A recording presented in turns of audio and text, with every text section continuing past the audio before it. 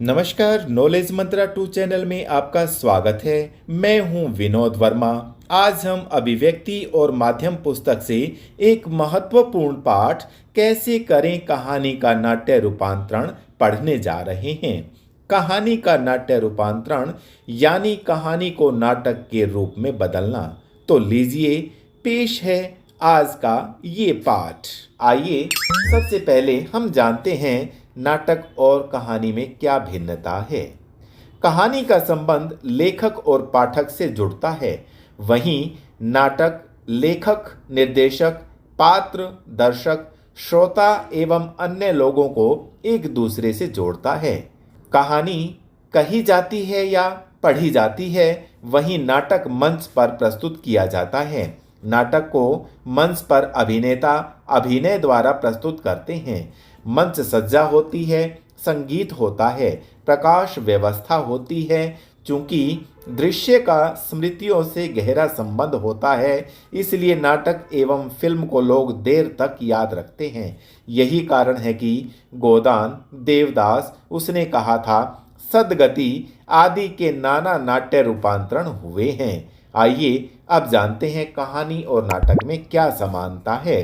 कहानी और नाटक में समानता यह होती है कि कहानी और नाटक दोनों में एक कहानी होती है, पात्र होते हैं, परिवेश होता है, उन दोनों की कहानी का क्रमिक विकास होता है। क्रमिक यानी कि एक सीरीज में लगातार संवाद होते हैं, द्वंद्व होता है, चरम उत्कर्ष होता है। चरम उत्कर्ष यानी क्लाइमैक्स होता है।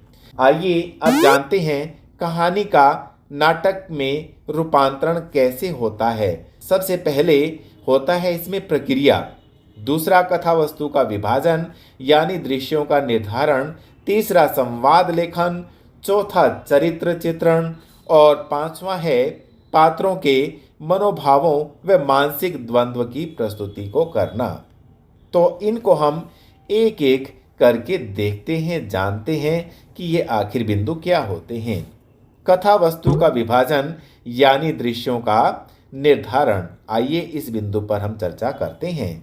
कहानी को नाटक में रूपांतरित करने के लिए सबसे पहले कहानी की विस्तृत कथा वस्तु को समय और स्थान के आधार पर विभाजित किया जाता है।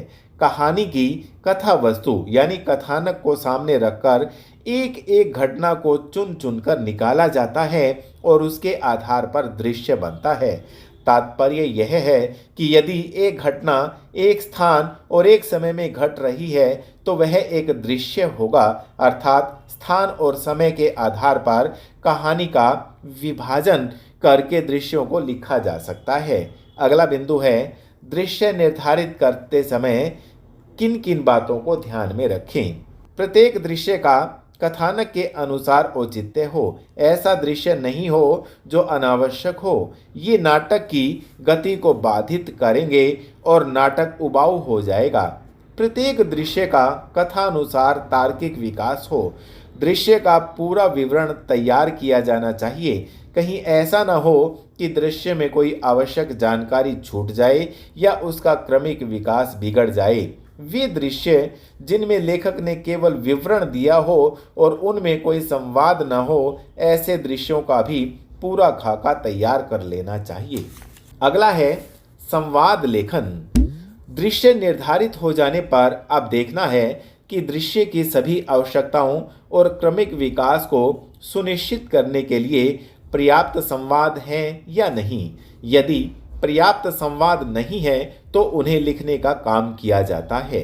अगला है भाई, संवाद लिखते समय ध्यान रखें। क्या क्या ध्यान में रखना है? नए लिखे संवाद कहानी के मूल संवादों के साथ मेल खाते हों, उनके लिखे जाने का 100% औचित्य हो, संवाद छोटे, प्रभावशाली और बोलचाल की भाषा में हो। कहानी में छपे लंबे संवाद को पाठक पढ़ सकता है, लेकिन मंच पर बोले गए लंबे संवाद से तारतम्य बनाए रख पाना कठिन होता है। अगला है भाई चरित्र चित्रण। कहानी में चरित्र चित्रण अलग प्रकार से किया जाता है और नाटक में उसकी विधि कुछ बदल जाती है। रूपांतरण करते समय कहानी के पात्रों की दृश्यात्मकता और नाटक के पात्रों में उसका प्रयोग किया जाना चाहिए। पात्रों के अनुकूल संवाद लिखकर और अभिनेता द्वारा उसको प्रभावशाली अभिनय से जीवंत बनाकर चरित्र गढ़ा जाता है। पात्र की भाव भंगिमाओं और उसके तौर तरीकों से प्रभाव उत्पन्न किया जाता है। कहानी के लंबे संवादों को छोटा कर उन्हें अधिक नाटकीय बनाया जा सकता है। स्थानीय रंग में संवादों को रंगकर चरित्र चित्रण को परिमार्जित किया जाता है। ध्वनि और प्रकाश चरित्र चित्रण करने तथा संवेदनात्मक प्रभाव उत्पन्न करने में कारगर सिद्ध हो सकते हैं।